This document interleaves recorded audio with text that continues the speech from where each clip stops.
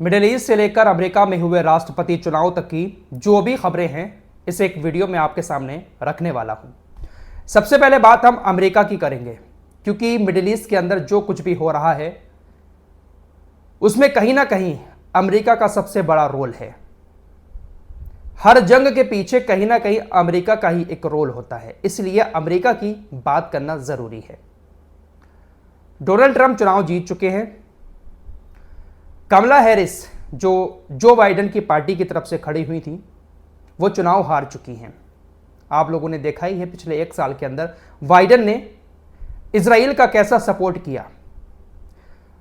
Israel का जब Biden support कर रहे थे तो जो यहूदी हैं वो बाइडेन का सपोर्ट कर रहे थे। एक सर्वे हुआ, एग्जिट पोल में ये बात सामने आई कि अमेरिका के अंदर जितने यहूदी हैं उसमें से 79% यहूदियों ने कमला हैरिस को वोट किया। इसके अलावा जो मुस्लिम बाहुल्य इलाके हैं अमेरिका के अंदर वहां पर डोनाल्ड ट्रंप की जीत हुई। मुस्लिम लोग अमेरिका के पहले ही जो बाइडेन से कह चुके थे कि आप जिस तरह का रवैया अपना रहे हैं गाजा के अंदर हम आपको वोट नहीं देंगे, और ऐसा ही हुआ। अमेरिका के अंदर डोनाल्ड ट्रंप को मुसलमानों ने बहुत ज़्यादा वोट दिया, जबकि यहूदियों ने 79% वोट कमला हैरिस को दिया। एक और बड़ी खबर आ रही है, डोनाल्ड ट्रंप का उद्घाटन जो है वो जनवरी में किया जाएगा, 20 जनवरी को होगा।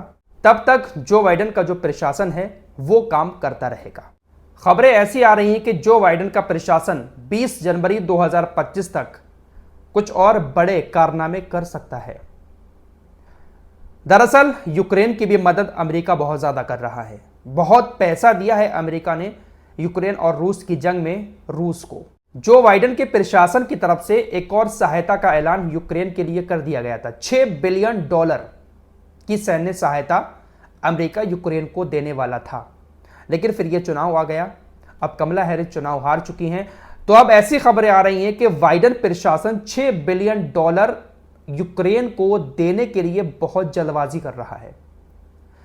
बाइडेन प्रशासन को ऐसा लगता है कि डोनाल्ड ट्रंप अगर व्हाइट हाउस पहुंच जाते हैं तो जो $6 बिलियन की सैन्य सहायता यूक्रेन के लिए हमने पास की थी वो शायद यूक्रेन को ना मिल पाए। डोनाल्ड ट्रंप शायद यूक्रेन को इतना पैसा नहीं देंगे। इसी के जल्दबाजी में बाइडेन प्रशासन लगा हुआ है।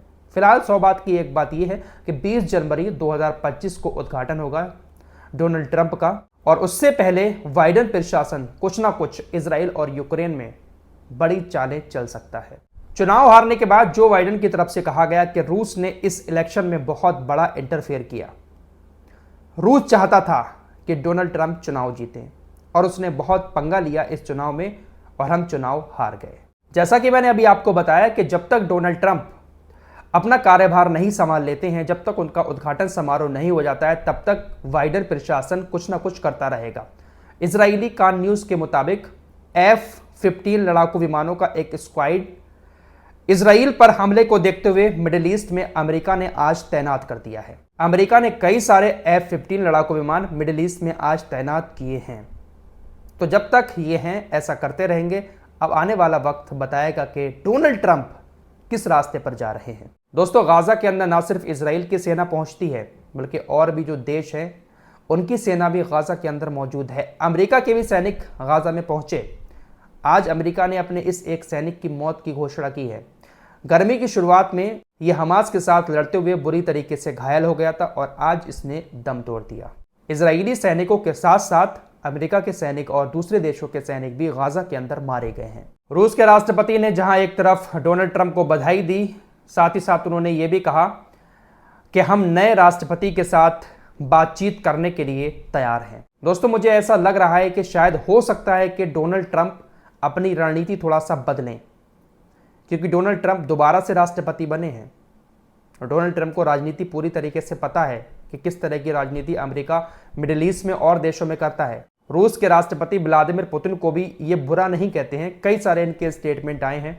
हालांकि जो बाइडेन खुला दुश्मन मानते हैं रूस और ईरान को, लेकिन ईरान और रूस को डोनाल्ड ट्रंप बहुत बड़ा दुश्मन नहीं मानते हैं। हालांकि मुकाबला है लेकिन बहुत बड़ा दुश्मन नहीं आंकते हैं। देखते हैं क्या होता है।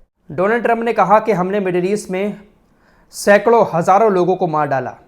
यह दुनिया की सबसे ज़्यादा पानी वाली रेत है और इसे इस तरह से नहीं होना चाहिए। हमारे देश का अब तक का सबसे ख़राब फैसला मिडिल ईस्ट में जाने का था। इस तरह की बात डोनाल्ड ट्रंप की तरफ से कही जा रही है। अब देखते हैं कि मिडिल ईस्ट में डोनाल्ड ट्रंप किस तरह का रुख अपनाते हैं। आइए अब कुछ हेडलाइंस आप लोगों को बता देता हूं। कल शाम इजराइल ने बेरूत के अंतर्राष्ट्रीय हवाई अड्डे के पास बहुत बड़ी बमबारी की है। बहुत बड़ा नुकसान बेरूत के अंतर्राष्ट्रीय हवाई अड्डे के पास इजराइल की एयरफोर्स ने पहुंचाया है। हिजबुल्लाह के नए महासचिव शेख नईम कासिम कहते हैं कि 40 दिनों के युद्ध के दौरान 1000 से ज्यादा इजरायली सैनिक मारे गए या घायल हो गए। हिजबुल्लाह के रॉकेटों ने आज सीधे पश्चिमी गलील के अविबिम पर हमला किया। इजरायली मीडिया के मुताबिक भीषण आग लग गई जिसमें कई लोगों के हताहत होने की खबर है। हिजबुल्लाह ने ऐलान किया कि उन्होंने मेटुल्ला बस्तियों में इजरायली मरकबा टैंक पर हमला किया और उसे खत्म कर दिया। हिजबुल्लाह ने इस बात को कंफर्म किया कि उसके अंदर मौजूद चालक दल मारे गए या घायल हो गए। तो हिजबुल्लाह लगातार जमीनी अटैक किए जा रहा है। हमास नेता सामी अबू जुहरी ने कहा कि नेतन्याहू ने अपने रक्षा मंत्री योब गैलेंट को बर्खास्त कर दिया, जो डींगे मार रहे थे कि वो हमास को खत्म कर देंगे। आज हम उनसे कहते हैं गैलेंट चला गया लेकिन हमास बना हुआ है। बात तो सही कही है। योब गैलेंट भी बड़ी बड़ी डींगे हाँकता था कि जब तक खत्म नहीं कर देंगे हम ये करेंगे वो करेंगे, और आज खुद ही चले गए, खुद ही निकाल कर फेंक दिए गए।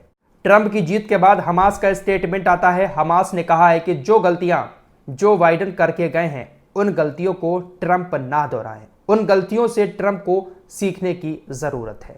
ईरान के सुप्रीम लीडर आयतुल्लाह खामनई ने डोनाल्ड ट्रंप की जीत के बाद कहा कि हमें इस बात की परवाह है ही नहीं कि चुनाव कौन जीत रहा है, चाहे वो बाइडेन हो चाहे वो ट्रंप हो, सत्ता में कोई भी हो, हमें इस बात की कोई परवाह नहीं है। हमारा स्टैंड क्लियर है, अगर वो हमारे साथ लड़ाई लड़ेंगे तो फिर हम भी लड़ाई लड़ेंगे। आयतुल्लाह खामनई आगे कहते हैं कि अमेरिका एक भ्रष्ट युद्धोन्मादी देश है। वह कहते कुछ और हैं और करते कुछ और हैं। आप देखें कि उन्होंने इराक अफगानिस्तान में क्या किया और कैसे उन्हें सैन्य औद्योगिक परिसर के माफिया मालिकों ने यूक्रेनियन को रूस के खिलाफ युद्ध में मजबूर किया जिसे जीता नहीं जा सकता। और अब वे हमेशा की तरह ज़ायोनी शासन का समर्थन करते हैं, अपने आप को उनके युद्ध अपराधों और मानवता के खिलाफ अपराधों का समर्थन करने तक सीमित नहीं रखते। यह मूर्ख यानी ट्रंप कहता है कि वो ईरान के साथ अच्छे संबंध चाहता है, लेकिन वो वही है जिसने अंतर्राष्ट्रीय कानून के विपरीत शहीद जनरल सुलेमानी की बेशर्मी से हत्या कर दी और परमाणु समझौते से हट गया।